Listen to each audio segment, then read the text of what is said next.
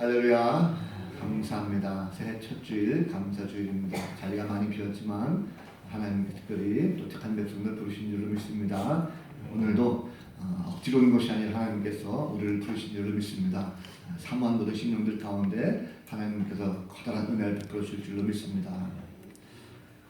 순 우리 말 가운데 사이라는 말이 있습니다. 뭐뭐 사이라는 말이 있는데 물리적인 거리라든지 공간을 나타내는 말도 쓰일 수 있습니다. 예를 들면 뭐 건물과 건물 사이 이렇게죠. 교회와 교회 사이 이런 물리적인 공간을 말하기도 합니다. 한편 시간적인 거리를 표현할 때도 또 사이라고 합니다. 오늘과 내일 사이, 오전과 오후 사이 할 때 그 사이가 바로 시간적인 그런 관계를 말하죠. 정서적인 거리를 말할 때도 사이를 씁니다. 너와 나 사이 이렇게 말하죠. 남편과 아내 사이 이렇게 말할 수도 있습니다. 사람과 사람 사이의 심리적인 거리를 학자들이 연구했답니다. 그랬더니 이런 결과가 나왔다고 해요. 사무적인 관계를 맺는 사람들과의 거리는 120cm가 좋답니다. 저 사람과 나하고 사무적인 관계라면 120cm 정도 좋고, 친밀한 사람과의 거리는 15cm 정도가 적당하다고 하는 그런 결과가 있습니다. 자, 사무적인 관계라면 120cm면 어느 정도일까요? 그래서 손 내밀어서 달랑 말랑 하는 그런 정도. 너무 가까이 있어도 부담스럽다는 거죠. 또 친밀한 관계, 다시 말하면 부모와 자녀 혹은 남편과 아내, 연인들 사이에서는 가까이 순결을 느낄 정도로 굉장히 가까운 거리가 있어야 되고, 그렇게 해야 더욱더 친밀해진다라고 하는 그런 연구 결과가 있습니다. 자, 이런 정서적인 거리가 또 물리적인 거리가 굉장히 밀접한 연관이 있다는 것은 하나님과의 관계도 마찬가지입니다. 성경 시편 73편 28절 말씀 보면 하나님께 가까이 함이 내게 복이다 라는 말씀이 있습니다. 인생의 모든 해답이 바로 하나님께 있습니다. 그렇기 때문에 우리는 주님을 가까이 하는 것, 하나님을 가까이 하는 것, 그것이 바로 복일 수밖에 없습니다. 하나님과 나 사이의 영적 거리 관계 얼마나 되고 있습니까? 늘 우리가 말씀을 가까이 하고 또 함께 기도하고 함께 찬양하고 이런 가운데 하나님과의 우리의 영적 관계가 더욱더 가까워지고 또 친밀하게 될 줄로 믿습니다. 올해는 작년보다도 좀 더 하나님과의 관계가 좀 친밀해지고 가까웠으면 좋겠어요. 오늘 우리 말씀을 통해서 다시 한번 내게 함께 가까이 계시는 그 하나님의 은혜를 마음껏 누릴 수 있는 귀한 시간 되시길 바랍니다. 자, 새해가 시작됐습니다. 올해가 무슨 해죠? 경자년입니다. 경자년. 새해가 밝았는데 어떤 목사님이 송무영 신예배 때 멘트를 좀 한다고 했는데 잘못한 것 같아요. 작년이 그 개해년이었죠. 개해년. 그래서 말씀할 때 이제는 가는 개해년은 내버려두고 우리 사랑스럽게 예쁘게 다가오는 경자년을 끌어안읍시다 이렇게 얘기했답니다. 근데 가만히 생각하니까 그 앞에 그 교회에 연로하신 김경자 권사님이 계시더래요. 그래서 말하고도 갑자기 시끄럽다라고 들리고 있습니다. 물론 그 권사님이 기각한 게 먹어가지고 알아듣지 못해서 큰 오해가 없었다고 해요. 자, 새해를 맞이하면 우리가 힘이 생깁니다. 다들 새해가 됐다 하면 계획도 새로 세우고 또 여러 가지 새 출발을 다짐하면서 그래 내가 힘차게 올해 시작하겠다라고 하는 그런 마음을 먹는 경우가 참 많죠. 그러나 중요한 것은 그것이 과연 얼마나 갈까라는 것입니다. 인간은 굉장히 약한 존재입니다. 그렇기 때문에 새로운 출발을 내가 하겠다라고 마음 먹다가도 시간이 잠깐 지난 사이에 어떤 고난이라든지 역경이 닥치게 되면 얼마 못 가서 쉽게 포기하게 되고 낙심하는 이런 경우가 많습니다. 이스라엘 백성들도 그랬죠. 이스라엘 백성들도 하나님께서 그들을 선택하시고 가나안 땅까지 보내셨을 때 그들은 매번 승승장구할 줄 알았어요. 만사형통할 줄 알았고 아주 부국강병할 줄 알았습니다. 그런데 오히려 강대국의 침공을 말미암아 나라가 멸망하게 되었고 그리고 자신들은 포로로 끌려가는 이런 신세가 더 많았습니다. 하나님이 함께 하시면 뭔가 잘 될 줄 알았는데 오히려 힘 빠지는 일만 생겼다는 거죠. 오늘 본문 말씀은 이사야 선지자가 이 예루살렘의 멸망을 목전에 두고 그런 상황 속에서 예언했던 그런 말씀입니다. 이사야 선지자는 극심한 고난을 말미암아 하나님이 이제 자신들을 버렸다. 하나님은 우리를 구원할 능력조차 없다라고 원망하고 불평하는 이스라엘 백성들 가운데 그들을 책망하면서 아니다. 하나님께서는 이 백성들을 능히 구하실 바로 능력의 하나님이시다. 그리고 그 하나님 은혜가 임할 것이다 라는 것을 강조하는 그런 내용입니다. 마지막 절 보면 고난 중에 있는 이 백성들 가운데 이사야 선지자가 뭐라 말합니까? 여호와를 앙망하는 자는 새 힘을 얻게 될 것이다 라고 다시 한번 말씀하고 있습니다. 자, 지금 이스라엘 백성들에 보면 정말 새로운 힘이 절실하게 필요할 때죠. 왜냐하면 나라가 멸망합니다. 백성들은 이제 포로로 끌려가는 상황이죠. 아무런 힘조차 쓸 수가 없습니다. 한때 부귀영화를 꿈꿨던 사람들이지만 지금 모든 것을 다 빼앗기고 심지어 자신들의 몸조차도 자유를 구속당한 이런 모습입니다. 본문에 보면 특별히 오늘 말씀 가운데 단어들이 굉장히 좀 이렇게 힘들고 어려운 단어들이 많이 있는 것 같아요. 보면 피곤이라는 단어가 있고 곤비하다, 무능하다, 넘어지다, 쓰러지다 이런 단어들이 눈에 많이 띄고 있습니다. 자, 지금 이스라엘 백성들은 삶이 굉장히 피곤하죠. 완전히 그들은 탈진 상태입니다. 몸과 마음이 기진맥진한 상태죠. 아무것도 할 수가 없습니다. 모든 것이 다 흔들리고 다 비틀거려요. 나라뿐만 아니라 경제, 사회, 문화, 가족들, 이웃들 이러다 보니까 아무런 의욕이 생기지 않습니다. 육체적으로 탈진 상태까지 온 거죠. 자, 그럼 무엇을 할 수 있을까요? 아무것도 할 수 없죠. 모든 것을 다 포기하고 싶은 이런 상태가 되고 말았습니다. 자, 그러다 보니까 영적인 침체까지 찾아옵니다. 하나님을 이제 알지 못하는 거죠. 원망하게 되고 그동안 느꼈던 하나님의 사랑을 전혀 느끼지 못하고 하나님 우리를 구하지 못해. 우리가 하나님을 믿지 못할 것 같아 하면서 하나님의 돌봄을 받지 못한다라고 생각하고 있습니다. 자, 하나님이 정말 계신다고 한다면 이 백성들에게 뭔가 새로운 힘을 빨리 주셔서 더 이상 그 백성들로 하여금 비참한 꼴을 보지 못하도록 빨리 조치를 취해야 되겠습니까? 백성들은 점점 쓰러져 가고 있어요. 오늘날 많은 사람들이 바쁘게 살다 보니까 가장 많이 쓰는 유행어 가운데 하나가 피곤하다라는 말입니다.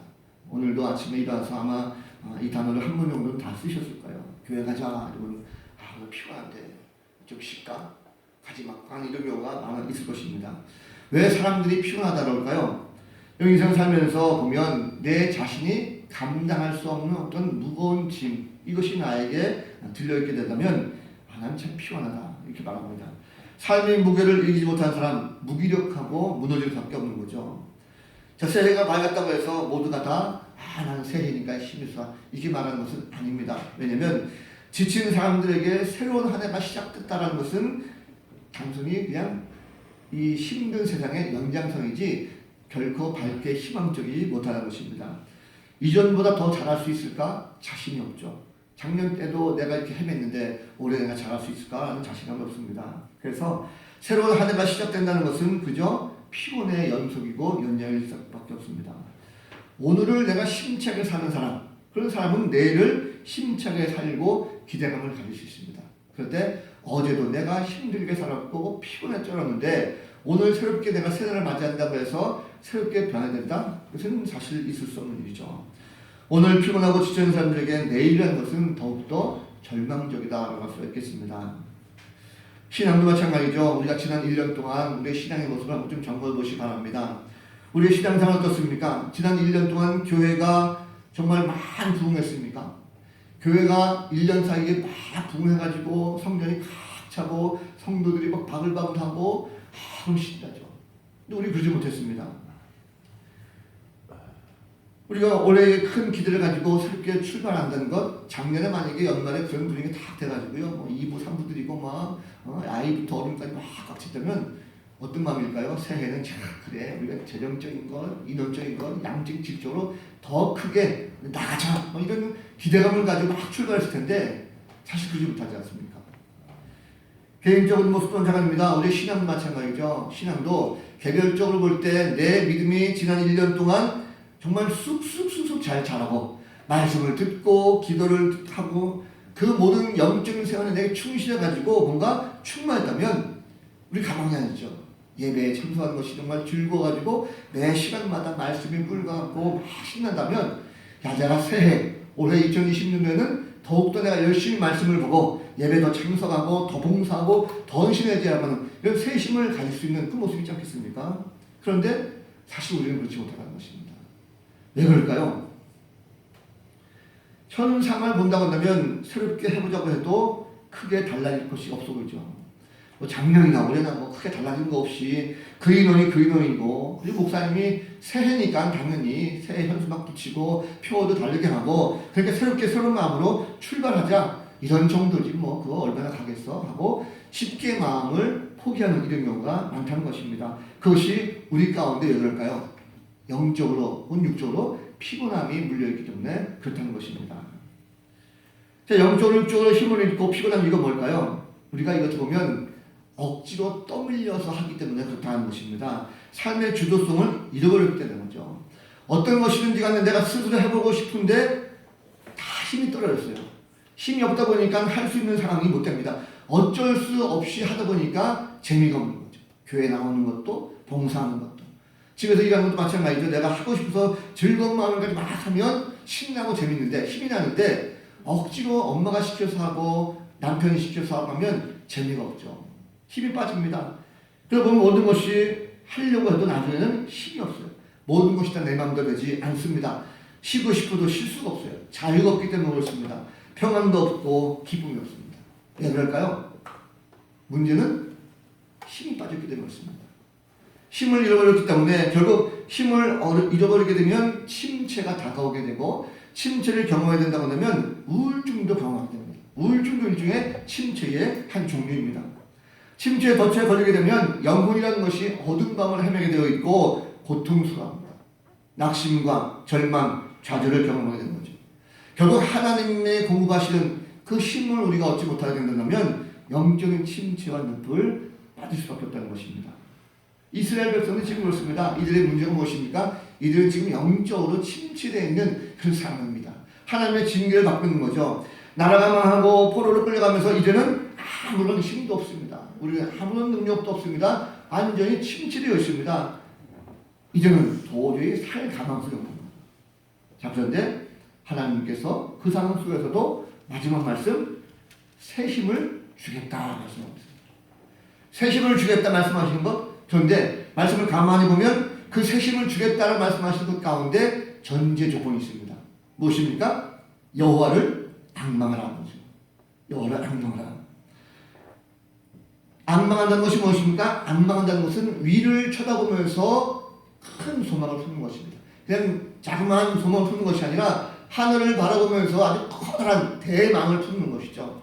여호와를 앙망한다는 것은 하나님을 향해서 쳐다보면서 내 마음속에 주님을 향한 뜨거운 열정을 가지고 큰 소망을 품는 것, 이것이 바로 앙망하다라는 뜻입니다.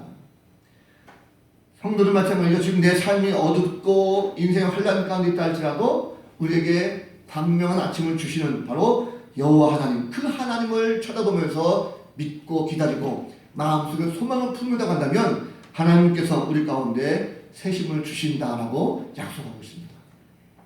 자, 그렇다면 오늘 말씀 보니까 여호와를 앙망하는 사람은 새 힘을 얻어서 독수리가 날개치며 올라감 같을 것이다 라고 말씀하고 있습니다. 여러분 한번 생각해 보세요. 독수리가 날개치며 올라간다는 것은요 굉장히 강한 힘을 말합니다. 자, 독수리가 모든 날짐승 가운데 말이죠 수직 상승할 수 있는 유일한 날짐승이란 말이에요. 많은 새들이 있다 할지라도 이 새들이 날아갈 때는 파닥파닥 날아가는데 독수리는 유일하게 땅에서부터 하늘로 창공항에서 수직으로 쫙 올라갈 수 있는 이 모습, 이 수직 상승하는 것을 오늘 말씀 보면 독수리가 날개치며 올라간다라고 말하는 것입니다. 이것은 어마어마한 힘을 가지고 쫙 올라가는 거죠. 아마 그런 모습을 많이 보셨을 것입니다. 영상이라든지 보시면 독수리가 가만히 있다가 하늘로 쫙 올라가는 이 모습은 가히 그 어떤 힘도 비교할 수 없는 놀라운 힘이 거기에 담겨져 있다는 거죠. 그런데 독수리가 언제 그렇게 수직 상승하는 것입니다. 독수리가 날개치며 올라가는 그 때가 있습니다. 그냥 아무 때나 막 날라치고 올라가는 것이 아니라 독수리가 평상시에 날 때는 그냥 하늘에서 길을 타고 조용하게 유유자적하면서 날아갑니다. 그런데 독수리가 수직 상승하는 그때는요 위기가 느껴졌을 때입니다. 위기가 탐지돼가지고 이 위기를 빨리 내가 극복해야 된다고 하는 그 상황이 된다고 한다면 갑자기 알 수 없는 힘을 가지고 수직 상승해서 확 올라가는 것, 이것이 바로 독수리의 날개치며 올라간다는 거죠. 자, 결국 무슨 한다면 우리의 현재 삶의 모습 가운데 위기가 있다고 한다면 그때 언제입니까? 우리는 날개치며 올라갈 때죠. 수직 상승할 때가 바로 지금 상황이라고 할 수가 있겠습니다. 하나님께서 우리 삶을 돌아볼 때에 우리 힘들고 어려운 위기 가운데 곤란 가운데 있을 때 우리는 올라갈 수가 없습니다. 그런데 여호와를 앙망하는 자는 하나님께서 새 힘을 주셔서 그 힘을 가지고 우리가 나갈 때에 우리는 날개에 힘을 얻고 수직상승으로 하늘 향해서 높이 높이 올라갈 수가 있다는 사실입니다. 우리는 능력이 부족합니다. 그런데 주님께서 하나님께서 독수리 날개 치며 창공을 알아오는 것처럼 하나님께서 날아오게 해주시는 것입니다. 자, 이스라엘 백성들이 애굽을 나와서 홍해를 건너려고 할 때 홍해가 막혔습니다. 뒤에는 애굽 군사가 쳐들어옵니다. 그들의 삶에 이제 낙심이 왔습니다. 절망이 왔습니다. 죽음이 앞을 가렸습니다. 그런데 그때 하나님께서 홍해를 가르셨죠. 그 홍해를 가르신 사건은 무엇입니까? 마치 독수리가 날개치며 올라갔듯이 삶의 위기 가운데 가르신 그 하나님께서 힘을 주시고 백성들이 홍해를 건너갈 수가 있었다는 것입니다. 그렇다고 한다면 우리의 삶의 모습도 마찬가지죠. 우리가 힘들고 어려울 때 낙심하고 절망할 것이 아니라 오직 하나님을 바라보고 하나님께 주는 그 새로운 힘을 가지고 하늘 향으로 날아갈 수 있는 힘, 이것이 바로 우리가 말하고 있는 비상하는 것입니다. 우리가 비상한다는 것은 우리가 힘을 내는 것이 아니라 하나님이 함께 하셔야, 하나님이 힘을 주셔야 우리가 그걸 할 수가 있습니다. 그렇기 때문에 삶에 문제가 생기고 어려움이 생기고 궁핍해진다고 한다면 우리는 반드시 하나님 앞에 엎드려서 절대적으로 하나님 도우심을 바라고 그 하나님께 구하는 이 모습이 있어야 될 것입니다. 그럼 이 가운데 함께 하나님을 앙망하고 구한다면 반드시 하나님께 우리에게 능력을 주시고 새로운 힘을 주셔서 독수리같이 날아오는 수직상승하는 이런 은혜가 우리 모두 가운데 있게 될 줄로 믿습니다. 여호와를 앙망하는 자들에게는 새 힘을 주시고 다른 박질을 하여도 곤비하지 않게 하신다 말씀하고 있습니다. 그럼 다른 박질은 무엇입니까? 뛰어가는 거죠. 뛰어가는 것은 다른 것들 뛰어갑니까? 최선을 다하는 것을 말합니다. 삶의 모습 가운데 우리는 달려갈 길이 있다라는 것을 말씀하고 있어요. 성도들은 다 저마다 달려갈 길이 다 있습니다. 여러분, 인생이라는 것은 마라톤과 같습니다. 그냥 단순하게 단거리 경기가 아닙니다. 그렇기 때문에 우리는 순발력만 있어서도 안 되는 것이고 지구력이라는 것이 있어야 됩니다. 그래서 인생이라는 것을 끝까지 달려가는 거죠. 한때 열심히만 하는 것은 부족합니다. 잠깐 동안 열심히 하는 것은요, 다 할 수 있어요. 누구나 다 잠깐 동안 열심히 할 수가 있습니다. 그런데 잠깐 동안 열심히 하다가도 어느 순간 멈춰버리는 것이 우리의 단점입니다. 지속적으로 변함없이 잘 달려가야 경기를 이길 수 있다는 거죠. 처음에는 순발력이 중요할지 모르겠지만 나중에는 지구력입니다. 최선을 다해서 마지막 순간까지 잘 달려가는 싸움이 중요하다는 거죠. 내 힘을 잘 추측해서 언제까지 지속적으로 꾸준히 낼 것인가라는 것이 굉장히 중요합니다. 이것이 인생에 있어서 매우 중요한 요소라는 것입니다.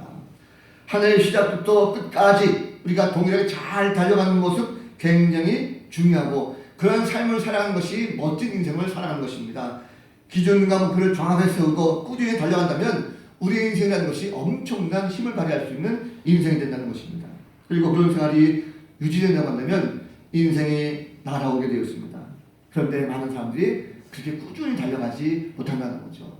지구력을 갖지 못하고 쉽게 포기하게 됩니다. 그래서 용두삼이라고 그러죠. 처음에는 굉장히 화려하게 크고 웅장하게 출발하지만 나중에는 아무런 딴처럼 찌꺼리 마냥 되고 말았습니다. 처음에는 대단히 잘할 것 같아요. 그런데 나중에는 스르르 식어버렸어요. 왜 그럴까요? 에너지가 없기 때문에 그렇죠. 10년, 20년 변함없이 나간다는 것 결코 쉬운 일이 아닙니다. 지속적으로 에너지를 잘 유지해서 동일한 모습으로 나간다는 것 결코 쉽지가 않습니다. 사람들이 하다 도중에 하차하는 경우가 참 많아요. 왜 그렇습니까? 우리의 삶 가운데 내 삶이 뜻하지 않게 돌발적인 일들이 많이 생기고 있기 때문에 그렇습니다. 그런 경우 많이 생기죠. 열심히 하려고 막 달려가다가도 갑작스럽게 뭔가 일이 빵 터진 경우 있어요. 가족이 아플 수도 있고 어떤 사고가 일어날 수도 있고 나는 정말 잘하고 싶어요. 마지막까지 잘 달려가고 싶은데 인생을 갑자기 피곤하게 하고 힘들게 하고 곁길로 빠지게 하는 이런 일들이 우리 가운데 비일비재하게 일어난다는 것이죠. 그래서 내 힘은 결코 버틸 수 없는 일이 반드시 닥치게 되었습니다. 삶 가운데 변수가 항상 나타나게 된다는 거죠. 신앙도 마찬가지입니다. 신앙생활도 제대로 할 수 없도록 우리를 잡아당기는 그 어떤 변수들이 많이 있어요. 그런 상황들이 발생한다는 것입니다. 사건들이 생기고 일들이 생겨서 불가피하게 계속적으로 발생하게 되면 열심히 하려고 하다가도 신앙생활의 한계를 느끼고 삶을 포기해버리는 이런 경우가 있다는 것입니다. 우리의 힘만으로 살아가려 하면 우리 삶에 일어나는 잘 달려가도 이런 변수들이 생길 때 우리는 주저앉을 수밖에 없습니다.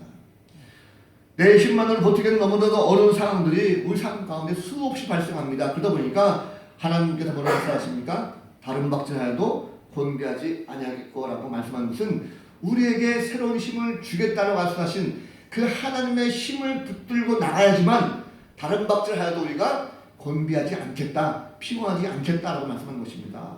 결국 그렇다면 하나님은 지금도 우리를 위로해 주시고 용기를 주셔서 다시금 일어나게 하십니다. 내가 막 다른 박질하고 달려간다 할지라도 어떤 삶의 문제가 생겨서 넘어질 때, 고비가 생길 때 나는 비록 할 수 없지만 하나님께서 내게 새 힘을 주셔서 다시금 일어나게 하시고 다른 박질하도 피곤치 않도록 우리를 붙들어 주신다는 사실입니다. 여러분, 결국 우리가 인생 살면서 여러 가지 어려운 상황 속에 있할지라도 낙심하거나 절망할 것이 아니라 주님을 바라볼 때에 그 주님께서 주신 새 힘을 가지고 달려간다면 결코 우리는 낙심 속에서 포기할 것이 아니라 다시금 새롭게 비상하는 이런 역사가 있게 될 줄로 믿습니다.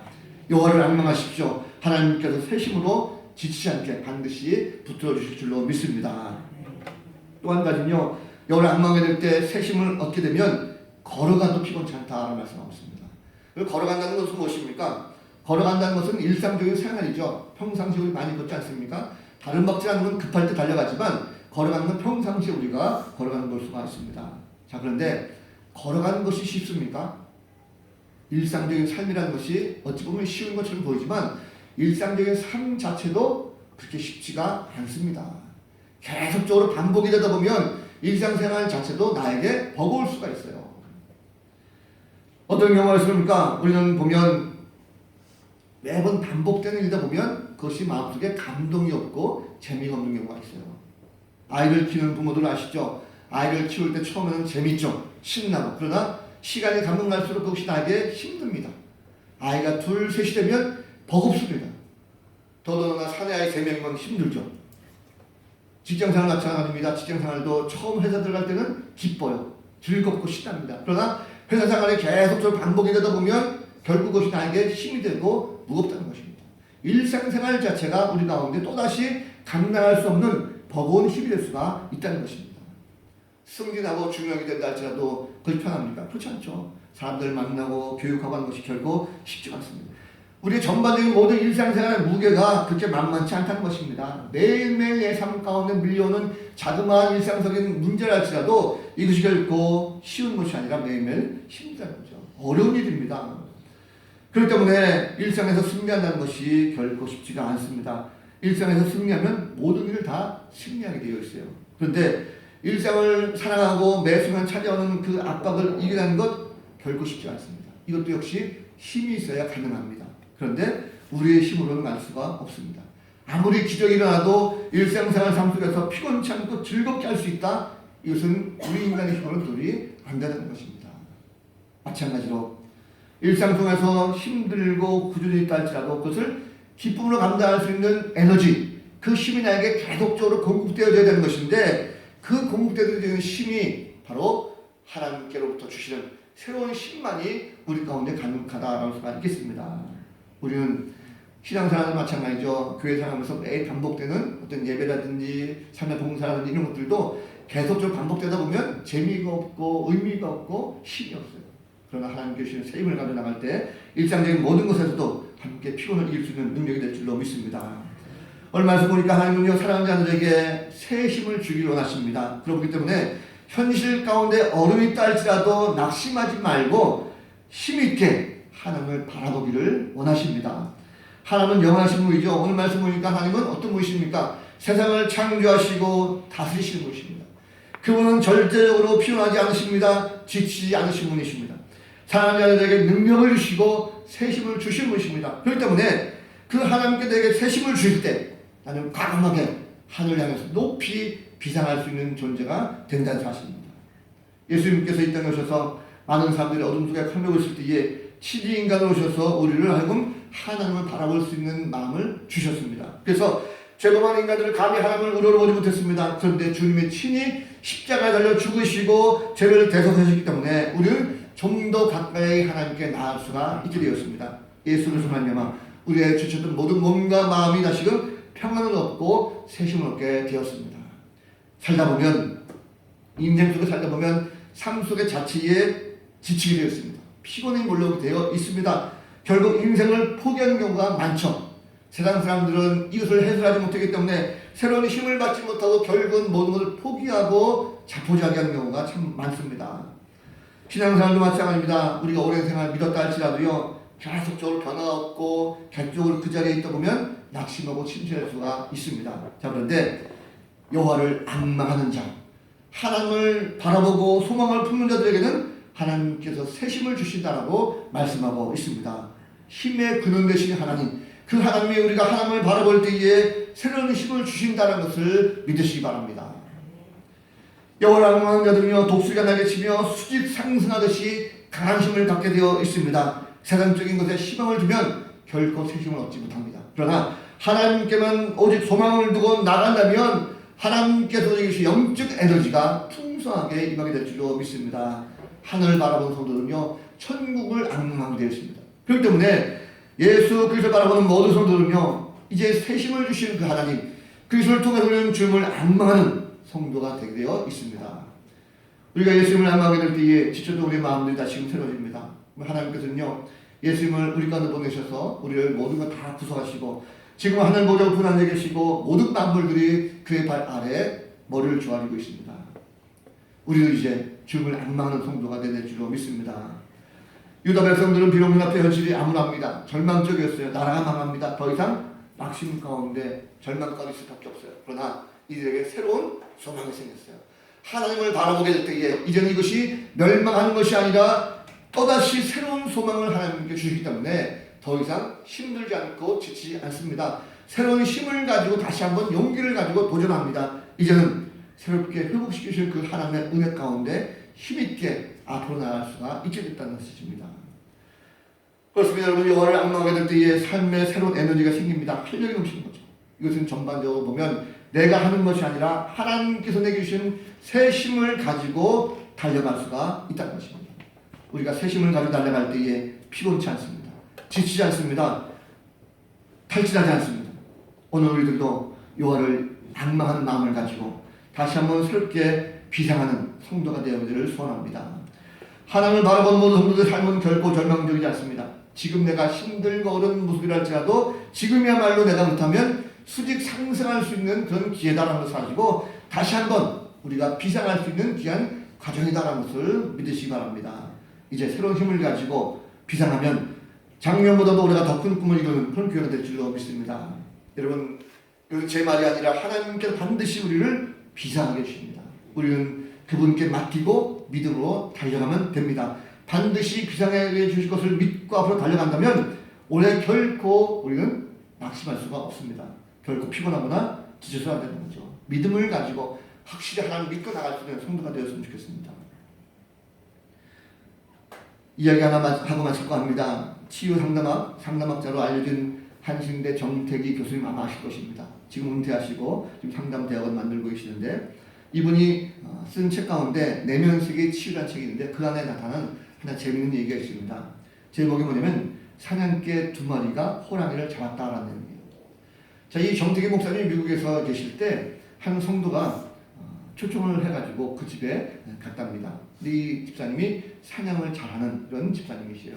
근데 그 집에 초청받아서 가봤더니 앞에 고기가 잔뜩 차려있고 뷔페를 먹게 되는데 집에 딱 들어가는 순간에 보니까 옆에 산돌만한 호랑이 한 마리가 박제돼가지고 딱 있다는 거예요. 이 집사님이 총을 쏴가지고 호랑이를 잡았다는 거죠. 이 집사님이 잡으셨습니까? 물어보니까 자기가 잡았다는 거예요.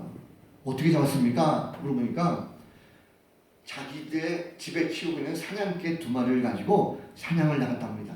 눈이 덮인 그런 산골에 이제 사냥을 나갔는데 미국에서 갑자기 이 사냥개 2마리가 어떤 목표물을 찾았다는 식을 가지고 막 짖으면서 달려가더랍니다.